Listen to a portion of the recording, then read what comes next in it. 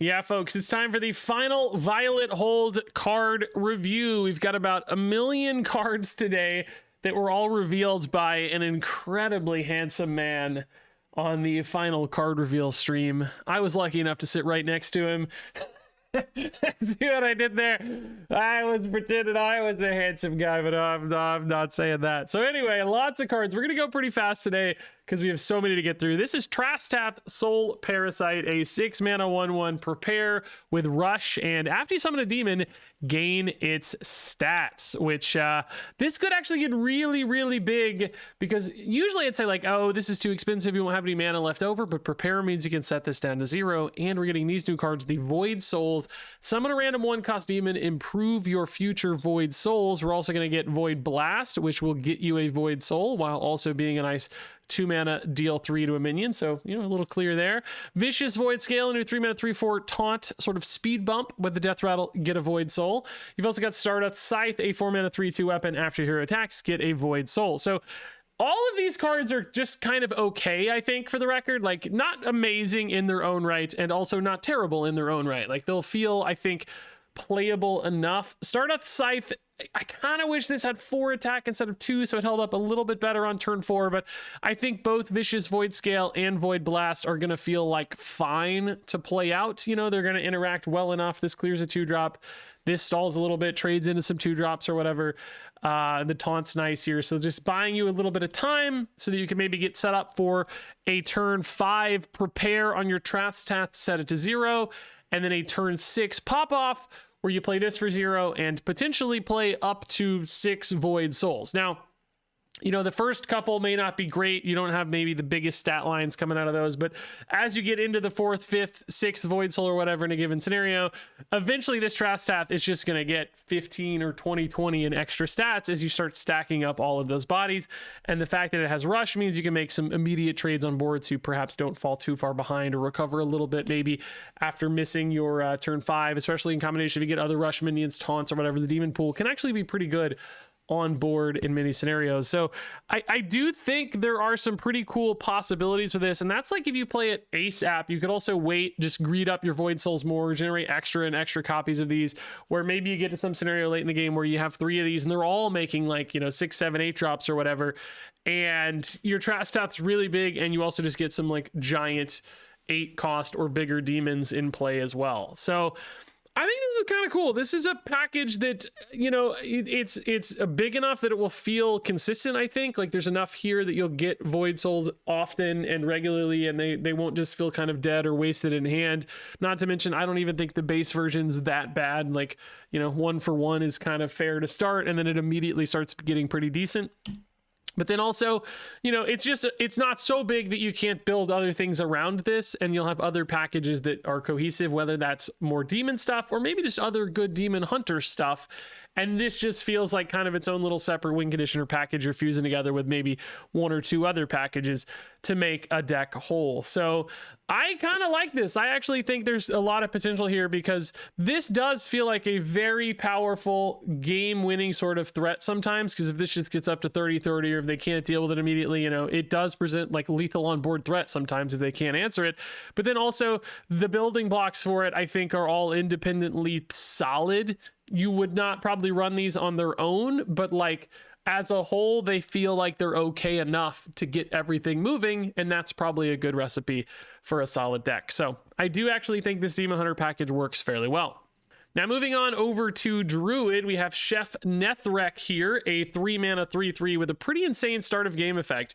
If your deck only has cards that cost 3 or less, set your mana to 10 after 5 turns. So, Druid's famous for ramp, but what if you don't have to play the ramp cards? What if you just get the ramp automatically thanks to your Chef Nethrek? That is absolutely what's going to happen here. When you roll into turn 6, you're just going to jump immediately up to 10 mana. So kind of, getting 4 mana for free, and then that first turn, and then like 3 extra, and then 2, each turn a little less extra, but ultimately, still netting you a ton of extra mana through the mid game or later. It's just now, instead of having those big crazy things you're cheating into play early with ramp, now you have to figure out other ways to sort of fill your turns and fill your mana, because your deck is composed of things that only cost 3 or less. Now, importantly, we're going to see some cards that help that, like Spiteful Chef here, a 3 mana 3/2 Battlecry summon, a 2-cost taunt minion. If you have 10 or more mana, summon a 6-cost instead. So, you know, this is something that's going to scale up, kind of like an Omega card of old. I actually also think Spiteful Chef's kind of decent in a baseline, just like 2 bodies. Could a token druid actually run this card? It's just like, hey, get a kind of, you know, annoying taunt. Some of the taunts in the 2-drop pool are actually really good as well. There's like multiple 2/6s and stuff in there. And then 6-drops, you know, are just really solid later too, getting a 6-cost body. The fact that it's a limited pool really helps some of these random summons. Otherwise, they're often really bad.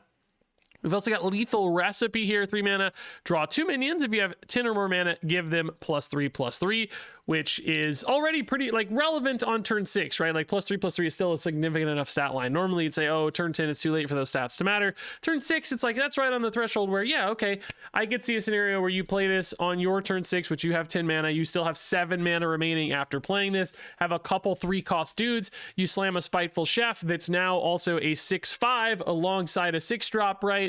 You could build this monster board right away on turn 6 as a result of something like Lethal Recipe that's also just efficient card draw that's a tutor specifically with minions helping you find, you know, a key thing. We've also here got the Noxious Bribe, a new 2-mana spell. Discover, choose 1 card. It has both effects combined. Give your opponent a plain copy. So this one, while not directly benefiting from 10 mana, is a way to fill your turns by generating stuff. That's another good way to turn low-cost cards into high-cost cards. So this is a possibility here to, again, just, you know, spend that mana effectively with a high output card. And you don't mind the sort of 2 mana tax on this one because you have so much spare mana to work with anyway that it's really not a problem. And then, of course, there are other cards like we saw in the reveal stream. Ashara's Triumph is really cool, right? Like, this is a super low cost card that generates you a bunch of high cost cards. So, you know, you find these 8-cost or more dudes, and suddenly it's very easy to play them in the mid game because you have all of this extra mana. So I actually think this package looks pretty cool. It's like a different look for Druid Ramp, which is an interesting spin. I like that it gives it a fresh take. But I still think there's going to be plenty of ways to build a deck list to take advantage of all this mana and just create some overwhelming turns, because resource generation and card draw right now are just so prevalent in Hearthstone these days that it's not going to be hard to fill out your turns. I don't think you're going to have scenarios where it's just like a bunch of empty stuff that you're doing. So I think there's some cool angles with Chef Nethrek. I don't know exactly what that deck looks like right now, but I think even if not right today in this expansion, as Druid gets more and more cards and more ways to explore this space, I think something really strong will actually come along that makes this feel super good.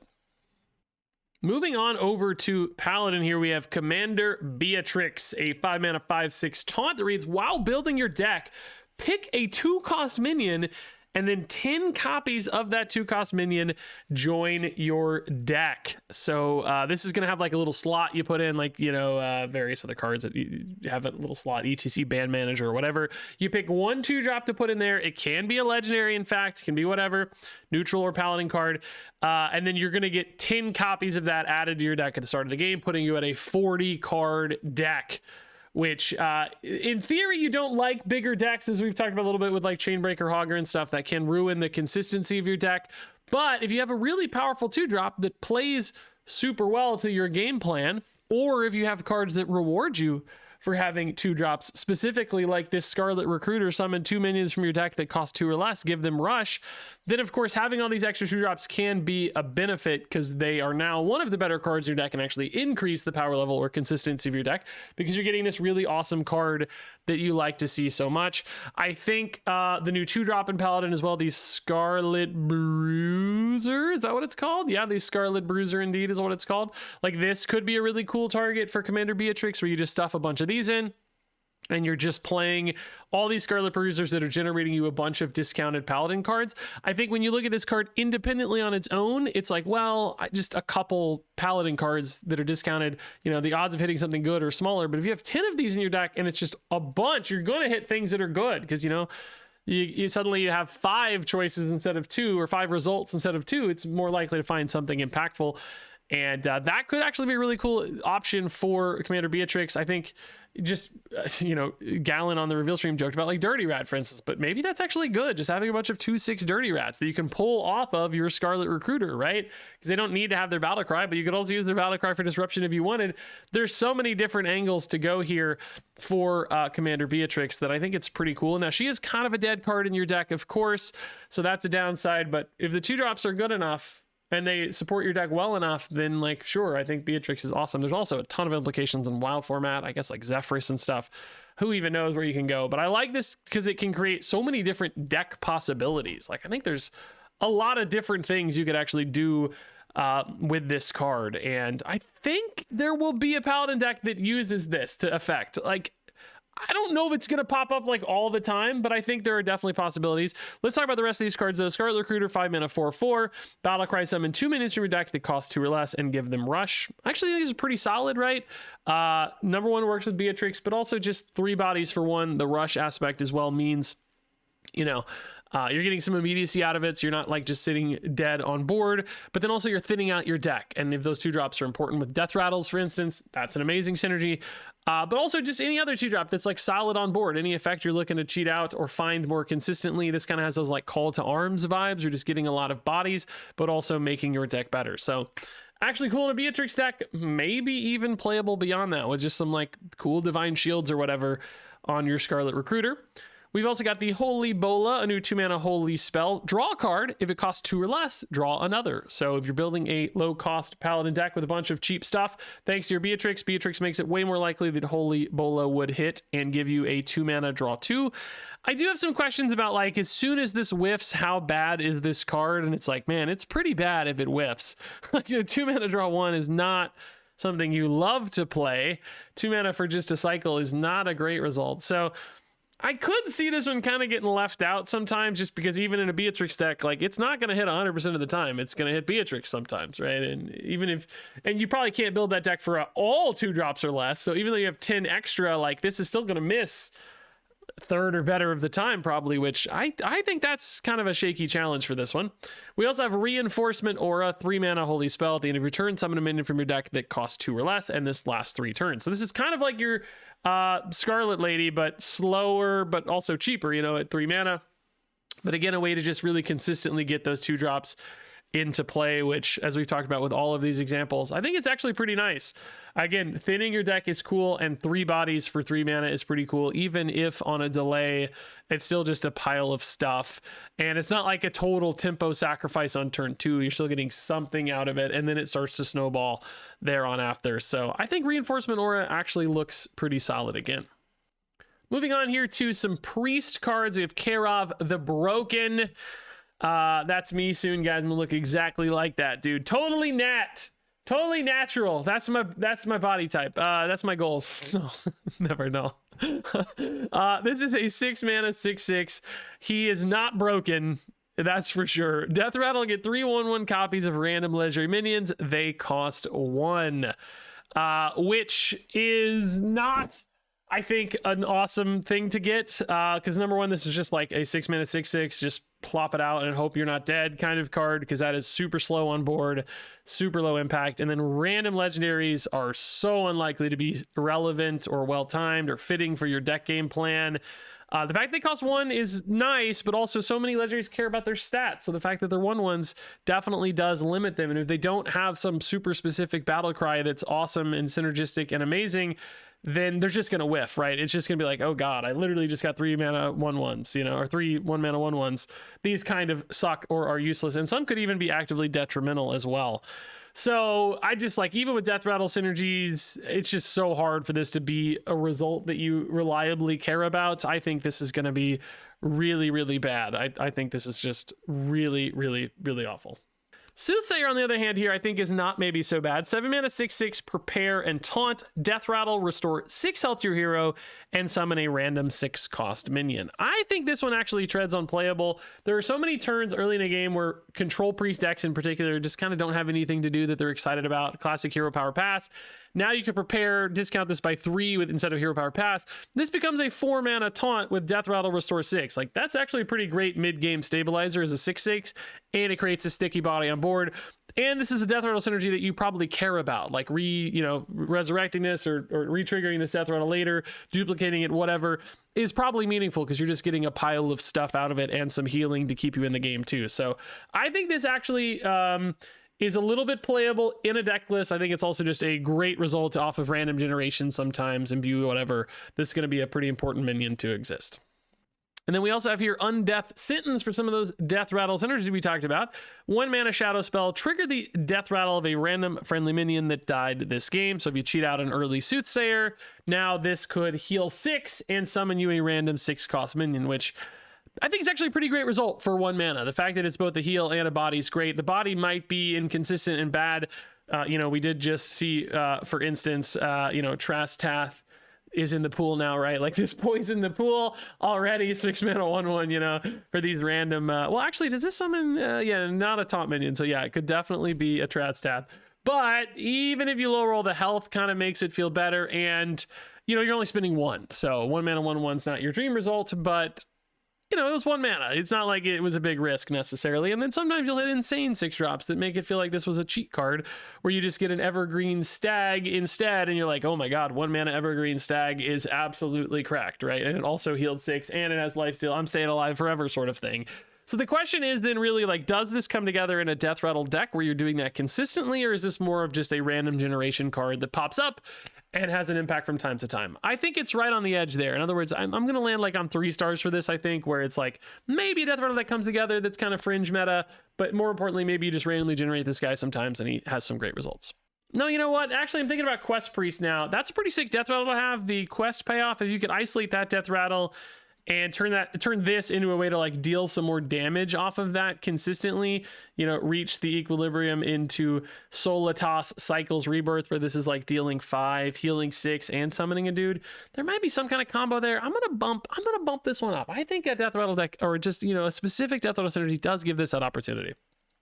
So next up here is Rogue with the Lotus Troublemaker, a 3 mana 2/2 with Battlecry. Shoot 1 random enemy for 2 damage, and then play cards for 2 mana while holding to shoot more. So this is going to introduce a kind of 2 mana Rogue deck, and I think this is the big payoff because this can go face and actually hit really, really hard if you've played a bunch of 2 mana cards or cards for 2 mana specifically throughout the course of the game. Imagine this guy like hitting the opponent for 15 damage or whatever as a 3-cost card. Absolutely a possibility. There's other parts of this too. Jade Guardians, 3-cost spell. Get 2 random 8-cost minions. They cost 1 less for each card you played for 2 mana this game. So again, if you're playing a bunch of stuff for 2 mana, this can give you like 0 mana 8-cost minions, which is kind of nuts. Nab is a 2 mana card, and it really reads, deal 3 damage to a minion. If it dies, shuffle a copy of it into your deck that costs 2. So another way to generate something that costs 2. I'm a little shaky on this one. Like a 2 mana deal 3 is never that bad of a card, but like putting things in your deck, especially if you're using this for like early removal, you're not going to want some random minion from your opponent for early removal.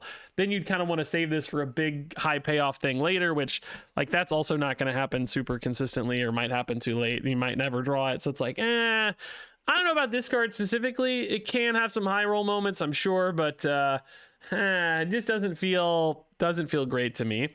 But then we also have Thief's Tools, 3 mana, get 2 random 4-cost spells, reduce their costs by 2.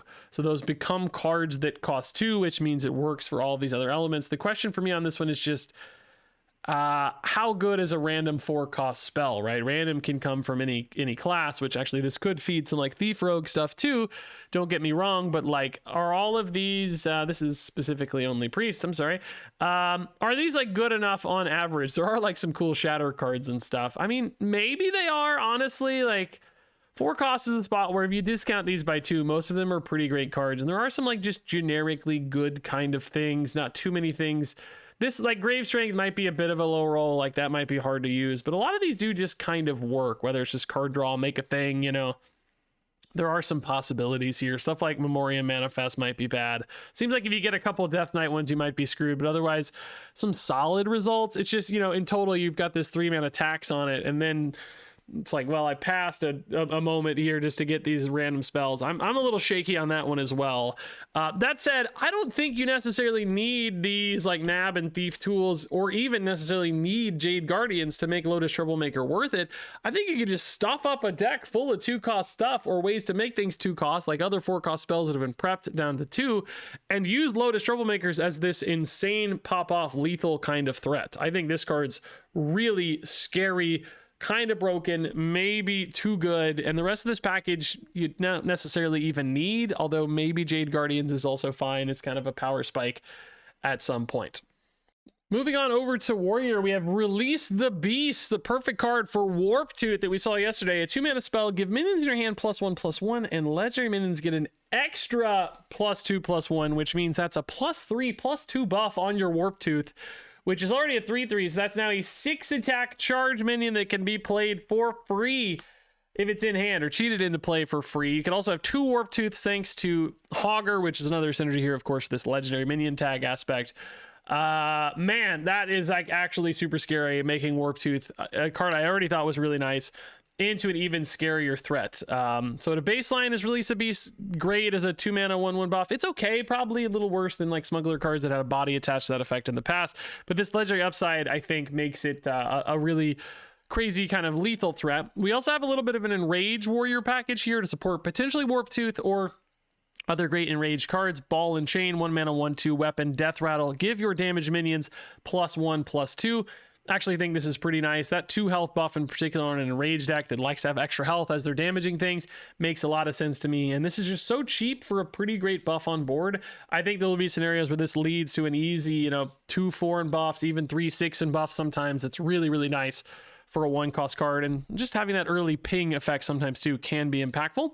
We also have Rioter, 3-mana 1/6. After a friendly minion survives damage, give it +1 attack. That does include itself, so potential here to buff a board with a ton of extra attack with any kind of whirlwind effect. Use that in combination with Ball and Chain, and you're setting up some actually monster turns where everything's got like 2 or more extra attack, 2 or more extra health. Like, you could build some really intimidating mid-game boards, I think, with this combination of stuff. And Warrior did get some pretty solid Enrage, whirlwindy type things too in the Fire package in Cataclysm. So I actually think these Enrage Warrior cards look pretty great. I think this could be a pretty high impact deck.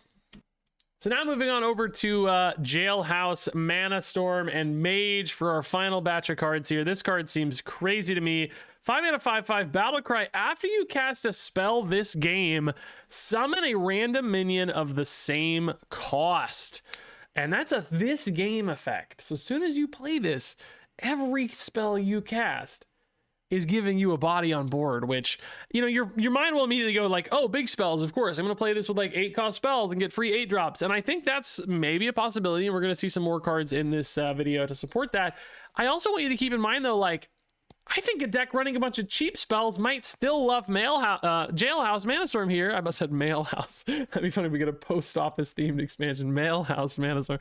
Anyway, I just imagine like you just weave this in at any point, turn 4, turn 5, right? 4 with coin, I mean, and then like just five 1-cost spells, and it's like, dude, I just got a board full of 5 dudes while also just playing spells that I really love to play. I can imagine scenarios where your board is just always kind of full of random junk, and that just starts to overwhelm the opponent because they just can't keep up with all these free bodies because your spells are still doing spell things. Maybe you're just generating endless loops of spells with discover effects and card generation effects or whatever, and drawing cards. And it's like Jailhouse is not just a big spell guy, but he's a small spell guy that just grinds people out with just raw value because it's just so much stuff you're cheating into play here. Just so many free stats. I think that's actually a pretty intimidating proposition. So weirdly, I'm not that convinced that the big spell package we're going to take a look at here is that good, but I think Jailhouse Mana Storm actually has a ton of potential. That said, looking at the big spell cards, this is Spire Security, 3-mana 3/4 elemental. Battlecry, reveal a spell in your deck. It costs 5 or more, or if it costs 5 or more, deal 5 damage split among enemy minions. So this is kind of a way to keep up early if you're running a big spell deck. This can help clean up a board while getting a body down. We've also got the Breakout Architect, a 5-mana 4/5 Battlecry. Discover a spell that costs 5 or more. It casts twice when played. The fact that you get to discover this one's actually pretty nice. It's just a question of like, can you take a pass on turn 5, and then how quickly does that spell land? You know, is it a 6-cost spell, an 8-cost spell? You might have a little bit of a gap there to fill, which is tough, especially if you're trying to play this alongside your Jailhouse Mana Storm. You got a couple cards conflicting in cost here. I do wish this one costs 4, so that you could maybe find a 5 to play on curve to kind of help you recover a little bit. Maybe you'd kill the stats a little, but at 5, I'm a bit shaky on the timing on this one. And then finally, we have the Bootleg Alchemist, a 5-mana 3/3. Again, another 5-cost card. It's really interesting that 3 things here all cost 5 in this package. Battlecry, choose a card in your hand, transform it into a spell that costs 5 or more. Or, excuse me, that costs 5 more specifically. So it is going to, you know, be a fixed value there. But then it keeps its original cost. So you might like try to target this like, hey, I have a 3-cost spell. I want to set to 8 because I love 8-cost spells for some specific reason. And then, you know, or maybe whatever the best pool is, 9 or whatever, you get the idea. But it's going to stay at 3, so it becomes a high power spell, but, you know, at a low cost. The challenge there, of course, right, is that this is 5 mana up front, which is crazy expensive for a 3/3. And then also, it's still a random result. Even if the pool's perfect and there's, you know, just a couple spells at a given cost, it's going to be really, really hard to line all that up while playing a 5-mana 3/3 and getting the result you want. I would say like probably 9 mana is a sweet spot for spells. I know it happened in the past. We did get a new one with Annihilation though, which again might not be terrible. It's a board clear, but like Life Bloom, Annihilation, Muradin's Last Stand could kind of throw you off there, where it's like, oh, I only drew 2 cards for my, and it cost me 3 mana. You know, maybe it would go down to 0 because of its effect, but like you wouldn't be excited about Bootleg Alchemist in that case. So I don't know. I don't really think there's a sweet spot where this card is actually any good. And that wraps it up actually for these cards. Man, I really did legit do that super fast, kind of by bundling these packages together. It is hard to talk this fast, but my God, you guys must be impressed. What a professional job here reviewing these cards today. Anyway, we're going to go ahead and rate all these from 1 to 5 stars. Trastath Soul Parasite is a 4-star card. Void Soul is a 4-star card. Void Blast is a 4-star card. Vicious Void Scale is a 4-star card. Stardust Scythe is a 3-star card. Chef Nethrek is a 4-star card. Spiteful Chef is a 4-star card. Lethal Recipe is a 4-star card. Noxious Bribe is a 3-star card. Commander Beatrix is a 4-star card. Scarlet Recruiter is a 4-star card. Holy Bola is a 2-star card. Reinforcement Aura is a 3-star card. Karov the Broken is a 1-star card. Soothsayer is a 3-star card. Undeath Sentence is a 4-star card. Lotus Troublemaker is a 4-star card. Jade Guardians is a 3-star card. Nab is a 2-star card. Thief's Tools is a 2-star card. Release the Beasts is a 4-star card. Ball and Chain is a 4-star card. Rioter is a 4-star card. Jailhouse Mana Storm is a 5-star card. Spire Security is a 3-star card. Breakout Architect is a 2-star card. Bootleg Alchemist is a 1-star card. And there you go. We're done with the Violet Hold. Crazy batch of cards here. Full gamut from 1 to 5 stars is pretty cool to see. I think some pretty promising legendaries actually in this set. So share all your thoughts on these cards down below. Share which decks you're most excited to try and play and see, because I'm going to be doing the theory crafting stuff soon. So I'm always looking for the decks you guys are most intrigued about. Share all those thoughts down below. Thanks much for joining me in yet another card review season here. And until next time, game on.